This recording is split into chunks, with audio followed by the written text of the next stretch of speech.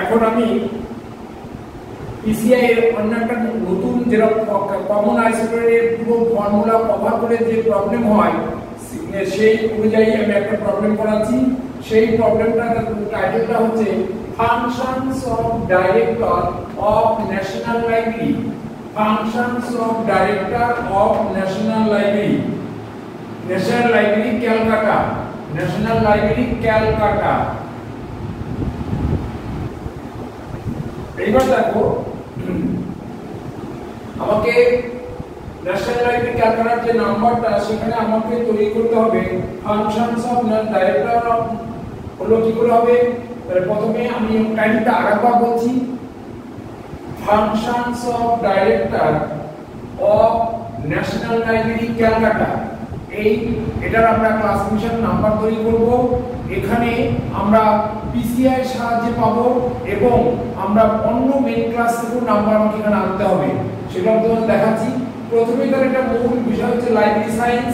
তাহলে library science MC2, তারপর national library P13, India S44, institution PCI আমরা PCI থেকে পেয়েছি ইনস্টিটিউশন নাম্বার D, এবং national library Calcutta, national library Calcutta P, এখানে নাম্বার আমরা N নিয়েছি যেহেতু ন্যাশনাল লাইব্রেরি বলেছে।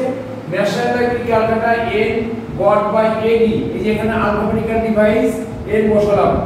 তারপরে কি দেখো আমরা ডাইরেক্টর P2 এই 1 পেয়েছি। এটা কোথা থেকে পেয়েছি? Taken from main class V history, taken from main class V history থেকে আমরা ডাইরেক্টরের নাম্বারটা পেয়েছি, ওখানে ডিরেকশন দেয়া আছে। তারপর লাস্ট যেটা আছে ফাংশন কার্যাবলী, এখানে এনার্জি মধ্যে পড়ে, সেটা নাম্বার 3 কোথা থেকে পেয়েছি? Taken from main class V history, V history. তাহলে এইখান থেকে নাম্বারগুলো আমি ফ্যাসেটের নাম্বারগুলো পেয়ে সিনথেসিস করার জায়গা নেই, এখানে করিনি, আমি এখানে ডাইরেক্ট বসিয়ে দিয়েছি। ফর্মুলা অনুযায়ী 2 P পেয়েছি 13, তারপর স্পেস পেয়েছি 41 ডট 44, কমা দিয়ে আমার এখানে যে পিসিআই এর একটা কমা বসবে, কমা দিয়ে আমি D বসিয়েছি। তারপর D বসিয়ে অ্যালফাবেটিক্যাল ডিভাইস আমি পেয়েছি national library, national library Kolkata. তাহলে ন্যাশনাল লাইব্রেরি প্রথম যে লেটারটা সেটা নিতে হবে, সেটা আমরা N নিয়েছি, N নিয়ে ন্যাশনাল লাইব্রেরি এটা ডিনোট করেছি, এটা অ্যালফাবেটিক্যাল ডিভাইস বলে। তারপরে কমা দিয়ে A কি এর হচ্ছে ডিরেক্টর, ন্যাশনাল লাইব্রেরি ডিরেক্টর, সেটা কোথা থেকে পাবো? হিস্ট্রি মেইন ক্লাস থেকে পেয়েছি কত? নাম্বার 1। আর লাস্ট হচ্ছে ফাংশন, ন্যাশনাল লাইব্রেরি ডিরেক্টরের ফাংশনটা কি, মানে কার্যাবলী কি তার, তাহলে এনার্জি করতে বলবে, সেই এনার্জি নাম্বারের আগে কোলন চিহ্ন দিয়ে আমরা 3 যোগ করেছি।